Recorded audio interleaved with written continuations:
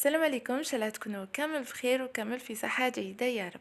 وصفتنا تاع اليوم اللي راح نديروها مع بعض ان شاء الله راح تكون حلوة بزاف بنينة. طريقة التحضير تاعها جد سهلة. اليوم ماناش راح نديرو شوكولا، جبت لكم هذا لو غاتو بزاف بنين. تقدروا ديروه في اي مناسبة حبيتوها ويخرج. اهم حاجة انه يقطع لكم كمية كبيرة. ان شاء الله راح نجربوا هذه الوصفة وتعجبكم.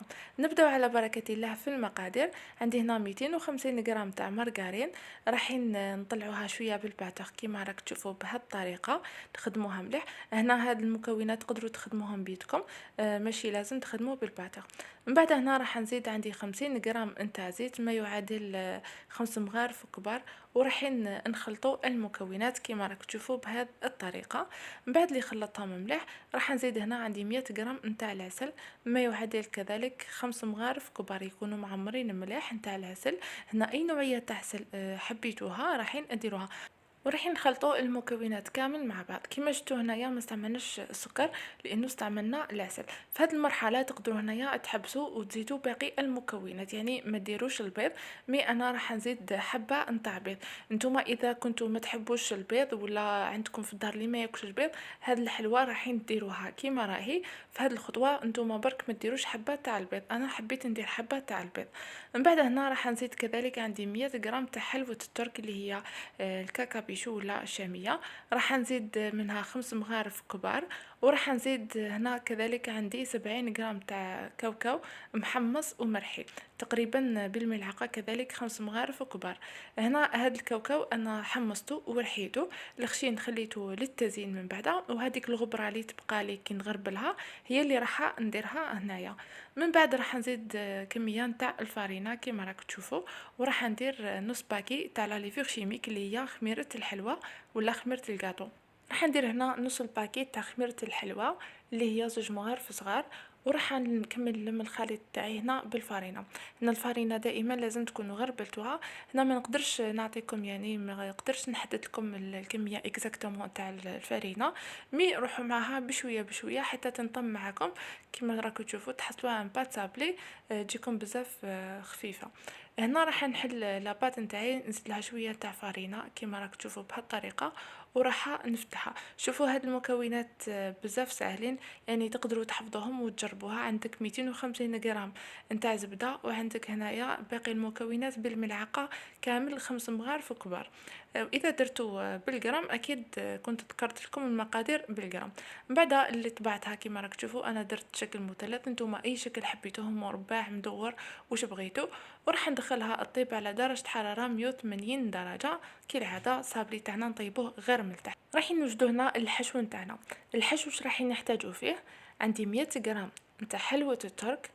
راح نزيد لها هنا عندي 3 مغارف كبار نتاع معجون. هنا اي معجون حبيتو انا استعملت معجون تاع المشماش. راح ندير منه 3 مغارف كبار عمرهم مليح كيما راك تشوفوا. وراح نزيد عليهم كذلك عندي العسل. راح ندير 3 مغارف كبار نتاع العسل. هنا تقدروا ديروا الحشو اختياري تقدروا تجمعوها برك بالمعجون وحلوة الترك. تقدروا ديروها بالتوفيا كراميل. تقدروا تزيدوا لها واش حبيتوا. الحشو يبقى هنا اختياري. ميم اذا حبيتوا انكم ديروا غاناج تاع شوكولا ولا ديروا البلاك كريم بور يعني لكم الاختيار. انا درت لكم هذا الحشو يعني يجي بزاف بنين. راح نخلطوا المكونات كما راك تشوفوا بهالطريقه كامل مع بعضها. راح تحصلوا على خليط يجي بزاف بنين. هذا هو القوام اللي تحصلت عليه. من بعد هنا عندي الكاوكاو هذاك اللي قلت لكم كنت حمصته ورحيته غربلته. هذيك الغبره كنا درناها في لاباط سابلي كيما راك تشوفوا لاباط تاعنا راهي طابت بات سابلي والجو ما شاء الله. وهذيك الخشينه راح نستعملوها للتزيين. هنا نبداو نديروا الحبات تاعنا نديروا لها كميه لاباس بها من الحشو بهالطريقه. نحاول اني نوزعها كامل في الحبة. قلت لكم هنا الشكل ما تتقيدوش بالشكل هذا انا درته مثلث. نتوما تقدروا ديروه مستطيل مربع مدور الشكل اللي بغيتوه رايحين اديروه كيما راك تشوفوا. مام كيما قلت لكم هنا البيض تقدروا تستغناو عليه في هذه الوصفه تماما للناس اللي ما يحبوش البيض. راح نكمل نعمرها كيما راك تشوفوا. عمرتها درت حبه في حبه. من بعد راح ندهنها بنفس الخليط يعني هذيك لافاكس هي اللي راح ندهن بها كامل الحبه تاع صابلي تاعنا. يعني ندهن على الاطراف وعلى الوجه كيما راك تشوفوا. اذا ما حبيتوش تدهنوا بهذا لافاغس تقدروا تدهنوها بالمعجون. فوالا. من بعد نكمل ندهنها مليح مليح، وراح نرمدها هنايا في هذاك الكاوكاو اللي كنت حمصته ورحيته خشين. هنا ما لازمش الكاوكاو تاعكم تخليه بالغبره تاعو، يعني كيما ترحيوه تجو ترمدوا فيه، لا لا، لازم تغربلوه مليح، تنحيو هذيك البودره باش الحبات يجونا مزربعين. فوالا كيما راك تشوفوا بهذه الطريقه، وراح نكمل كامل الحبات بنفس الطريقه.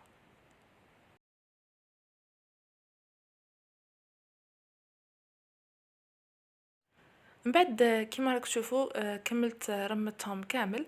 تقدروا هنا في هذه المرحله تخليوها كيما راهي، يعني تقدموها بهذا الشكل، ولا تكملوا التزيين كيما راح نزين انا.